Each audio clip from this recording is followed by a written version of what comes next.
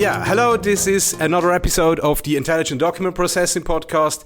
Today I can welcome Rik Krieger, who is a startup guy. Is that correct? Let's say yes. Yes. Now, what is the startup guy? That's a very good question. Actually, when we first met, I think it was in the context of when I was doing Accounto and you was at Connect. Exactly. And that's actually funny. And I remember we got to this. You sort of called me up and said, "Hey, I need bookkeeping," and then I come over to our place. I need to explain it to you. And and then there was this very generic office where there was like just a couple of tables and four tables and some chairs, and you were there, this super energetic guy, talking a lot, and I was like going, look, this is going to be a venture that's going to the moon, and we're going to build this, and we're going to build that.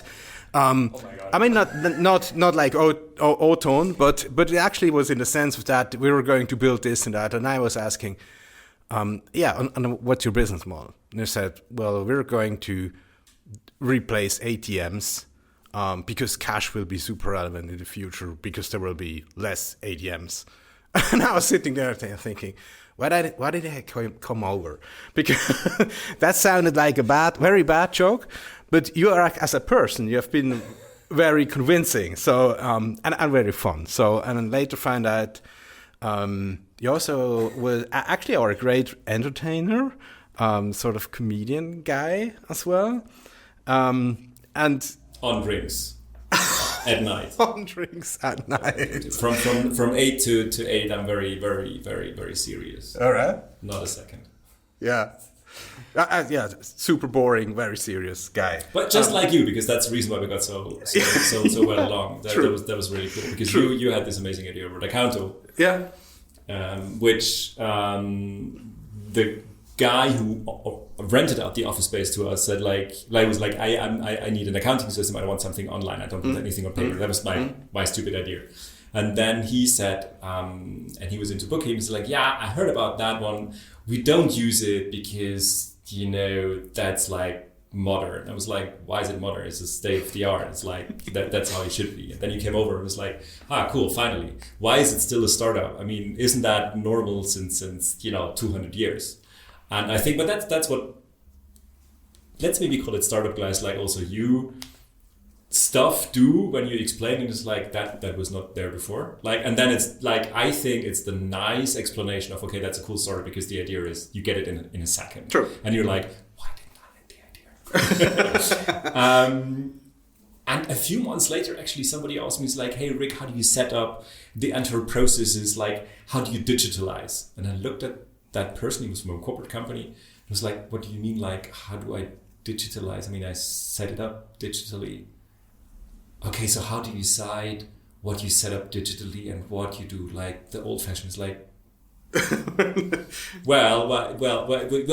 try to set it up as lean as possible. That's the reason why I counter, and that's the reason why I also like Parashift, because it's one of these ideas which are just logic and nobody understands why it's not bigger and there since 20 years. Yeah. As a sort of I'm sort of a victim of this kind of. I have this idea and then grow to the idea to the point where you can't just left it undone.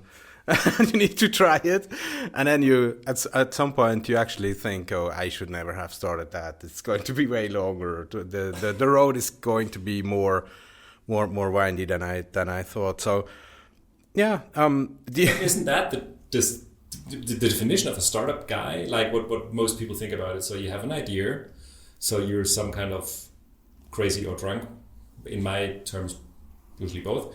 Then you start to think about it like seriously, and you discover like, oh, okay, that actually could be something. Yeah. And then you have the motivation and the enormous energy and power to really turn it into something and make it big. That doesn't mean that all the startups which are big have amazing ideas. There's loads of huge startups who had in my eyes, medium good ideas, but the world loves it. But True. I'm not, I'm not the measurement. I'm not in no way. But that doesn't also mean that if a startup fails, that it was a bad idea. Most of the time it was just bad timing. The market wasn't ready. The person was too mediocre execution, basically. Yeah. And And then maybe some number five for this one would be maybe something that you're able to multitask 100 million things at the same time, because it's not only about having a great idea and finding some money. Okay, and then some people. Okay, then you need to do accounting as well, and you need to the company needs to be in the register. Okay, then you need to have office space. Okay, then that one. Oh, there's then you need to electricity. Laptops. Yeah, laptops also something like that. So you need to there's so much thing you need to build left and right around that somehow you need loads of energy and loads of belief in it in order to make it happen. And you need to be very lucky with the timing and with the right people. You actually were very good at this. I over the course, I sort of learned that you are a very good startup executive in the mean of executing the things. You're actually you was one of the co-founders of Sonect and sort of the CEO, as I understood it, because you were very fast in organizing things and you always you also was presenting Sonect at the Höhle der Löwen, right? It was a similar format. It was on ProSieben. It was called. Yeah, one of those. One of these things. Yeah. But it was the first one in Switzerland. Yes. Yeah, I saw that. That was a surprise, and I think it was awesome. Yeah, it was just like that was fun. Very good. Above all, that was fun. It was a good team in the background. Yeah. So then you left Sonect, and I remember we had lunch shortly after you've left Sonect, and it was a good lunch. Yeah, you showed me a new restaurant I really like.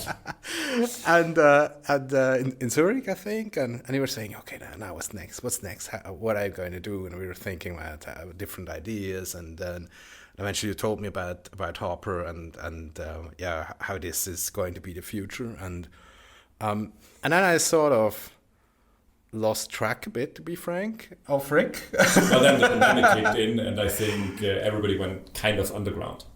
Because you don't have these startup approaches, you don't have these gatherings where you like ongoingly meet, and that's what's now is getting in back, that you meet people live. Because online you do appointments, you don't do social gathering. Absolutely, yeah. Most people do not. Maybe my mom did during the pandemic. So let's have a glass of wine. Yeah, let's have a glass of wine. How do we do that? Don't you have Skype? That was how she went. Like I can perfectly drink alone. Yeah. I mean. See, that's also a nice concept we've never thought about, because of course, if you're alone, people did this involuntarily alone. Yeah. So it was Skype and wine. Yeah. Teams and wine. Dining wine with Skype and wine. Yeah. So actually, this was the last time. I think it was the last time we met, and then I have this other data point where there was like the presentation of the HOPR devices, which I kind of remember. I'll give you a lot of time to actually explain that, because I don't have the full picture. And the last data point, the Rik Krieger data point in my brain is last week. Coinbase announced that the HOPR token was actually listed. And it was actually exactly as that order and that easy. So that was launching of a HOPR device as a blockchain company and then going on a big listing. That's my perception, that's sort of the pattern my brain stored. It's like, okay, I meet this guy in this shady office. He tells me this is going to be big. And then the next thing I see is him on television, and Sonect is actually going to be a big success story. And then there's like this crazy repetition of the same pattern, like where you tell me, well, this is going places, HOPR will going places, and we have like one intermediate step, and then this freaking Coinbase listing, which is really, really awesome. So I'm happy if it looks that easy from the outside. And actually, it's much easier, to be frank. I'm not saying it. I mean, yeah, it looked very easy. So it looks like... That's how it should look now. Yeah. I mean, you want to motivate and engage more people to come into the startup space, and that's the only way how I motivate other people to kick in. Like, hey, that's more... By not telling them how much of a drama startup life is. You can't. Yeah. It's like, so people ask me, no, there's many people who have the perception like, I mean, that perception changed a little bit, but maybe you have similar experiences. There's many people who tell me you became a startup founder because you never wanted to report to anybody. You don't want to have a boss. It's like freak hell. Seriously, never. I mean, having a boss is amazing. Absolutely. Absolutely. Yeah. It's like, it's not my responsibility. Yeah. Fine. Yeah. You're responsible for everything. Yeah. There's no toilet paper. I know there's more important stuff. Thank you for taking care of the tech stuff, but I'm gonna fetch the toilet paper. Yeah. Not a problem, because that's my thing. Yeah. And then the other thing is that, and maybe that's good, that people have no idea up front how much operational and administrational hassle it is in the background to set up things correctly. True. And I'm not talking about paying taxes, because that's only a problem when you have income and then there's, when the revenue kicks in. I'm talking about all these small little details, and I think Switzerland is even super easy to do. It's super easy to set up a company online. It's super to have, all the HR and all the social security stuff is easy to pay. There's not big. Absolutely. So I don't want to imagine if you do that in a country where it's really complicated. Such as Germany. So, I mean, there's other stuff which could improve in the startup space in Switzerland, like taxes, like rules for taxing, like, hey, all the VCs out there. I'm sorry to say this is very generic, but what's your feeling about it? Well, I think we don't have a lot of VCs. That's the point. Yeah, that's while I admire like the younger and smaller, I know a lot of like more of the high net worth people that invest 2 equal amounts on a yearly basis as these newer VCs do. It's sort of hard to get, and I think most of the people underestimate how important it would be to have real VCs here. So that thank you. Yeah. Because if you want to grow a business that's a bit more than just like a marketing service, nothing against marketing startups or something but if you need more money to actually develop technology, which is hard, you are almost forced to go abroad. And so if you have like investors from abroad, especially from the US, then you tend to actually it's a very natural. The moving away becomes more natural, and more intuitive. It does. And I think that's tricky. And I think if everybody moves away, then this is what the real value of having a vital startup scene is like a blood refreshment to the economy. And I think we should have more, fostering more the whole system, the startup system. And I don't think it's done by creating even more incubator programs and all these kind of things. I think what really would help is people taking investment very seriously here and really take the risk into, I mean, I'm biased, technology companies, basically, because I think that's really what could help Switzerland quite a bit. I don't want to criticize VCs too much, but I have to agree with you, and that's my personal feeling, and that doesn't mean that this is the absolute truth. But I agree with you a lot, and I don't really know what the solution would be. Maybe more successful startups, but because I feel that some VCs just invest in what they really understand and are comfy with, which is a generic problem. Because if you want to invest in disruptive companies, takes a lot to understand it. And also, of course, the VC can't think through every idea to death, so you have to see the team, the market. So it's complex analysis for the VCs. That's a fact. It's work. Exactly, that's the point. And that's where I feel that some VCs, not criticizing all of them, but some VCs in my eyes, it feels a little bit more like gambling. I know a few ones who take it really serious, and I think that it's a perfect match, because I'd like to be challenged, and I like to see a VC challenge the startup, but also help them and support them. Most VCs just throw money at you, and they want whatever reports. Most of them can't read, or most of them then don't read. Maybe I really just know the bad ones, but most of them. But a VC who is throwing money at you should say, okay, I'm doing this and that amount of money in a first round. I want to see this and that. This is where I can help, and then really do something.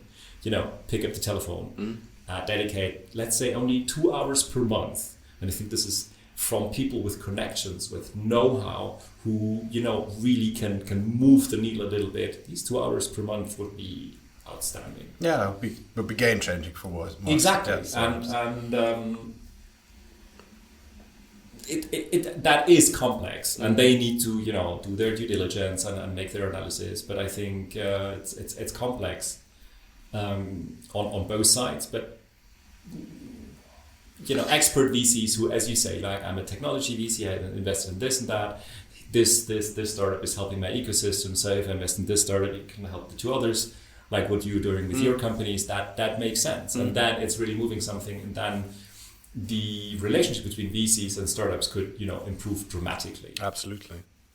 Did you feel like the narrative, or sort of the notion has changed? Where I think there was like a lot of discussions not on the same eye level. Like there was like startups were pitching for VCs, and there was like sort of bad behavior, not responding back from VCs, or ghosting in the process was very common. And I think it's very hard to actually have a proper impression of the situation. But what I felt is like the last 2 years, there's like a lot of companies starting to beg for investments. I mean, VCs. It sort of felt like the coin flipped. Yeah, so. At some points we were starting to be contacted by really the A brand VCs from the US very systematically, checking in super early.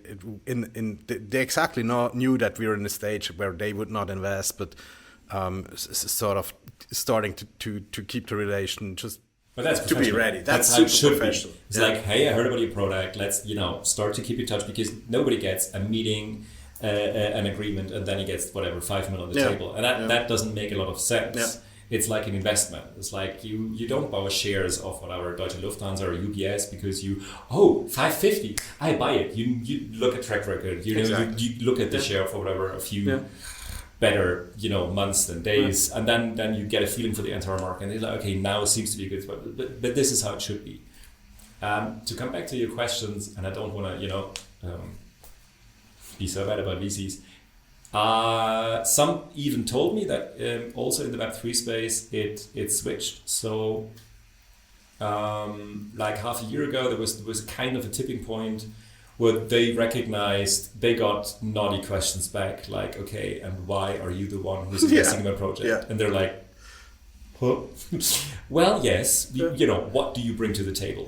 And I think it's a wise question. It's a good question, because every relationship needs to be, on eye level, and I'm giving this, and you're giving that, you're taking this. Because only this is how you really bring value to the table. You should select your VCs like you select your employees. Absolutely. And because no employees are below you, VCs are above you, it's all on the same eye level. And then I think if everybody talks to everybody in a most interested fashion, then it's very productive, and it's very, motivating, and then I think everybody's also motivated and engaged and happy to deliver something and help. Because if you're only looking at 20x minimum, you have 3 days.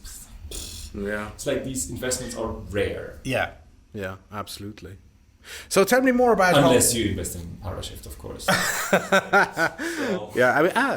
We're working very hard that Parashift is going to be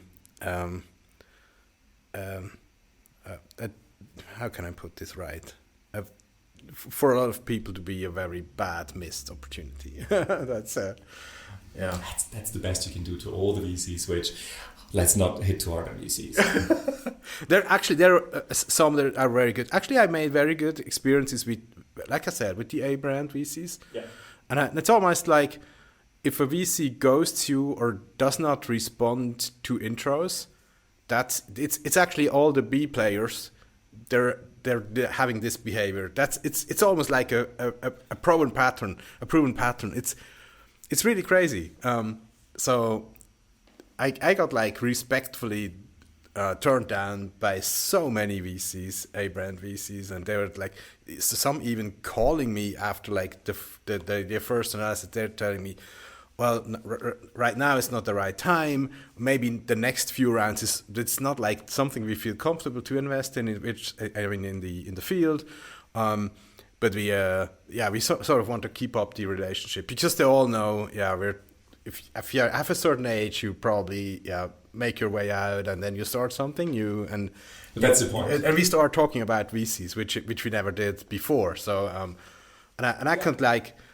When the off record, I could give you a list of 10 VCs I would never work with, even if they would give free money to us. So it's just like because I knew their we can dub it the VC bashing session.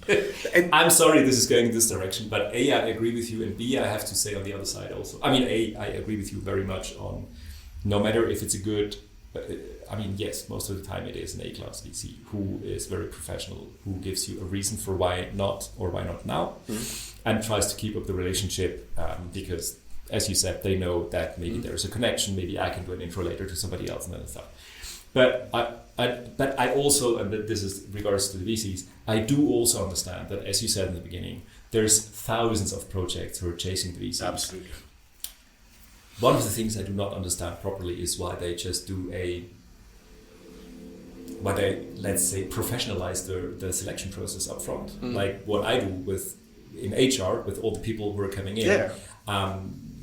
There's a special system with some questions, which I don't know how many companies are doing it, but I think I'm one of the few ones who are doing it, like 20 personal questions, asking stupid stuff like what's your favorite color, what would give a mascot, stuff. But where I do a certain kind of pre-selection because I like humorous people for various reasons. I think that they are clever and they're smart and it's fun to work with. So I'd like to see this direction over in the questionnaire. So if I see the questionnaires, then maybe it doesn't fit the team, and I want a positive team culture. Everybody, likes each other. Everybody helps each other, and I think that is if you try to walk your life with a smile as long as it's possible, that this is a bit easy. So maybe VCs could also, because I know that they're getting thousands of stupid requests, and let's be honest, it's not that there's like 5 million Parashifts and accountants out there who really make a lot of money. So I think I do understand the situation of a VC. Yeah. It's not that it's like it's just they just have the money. 95% is crap.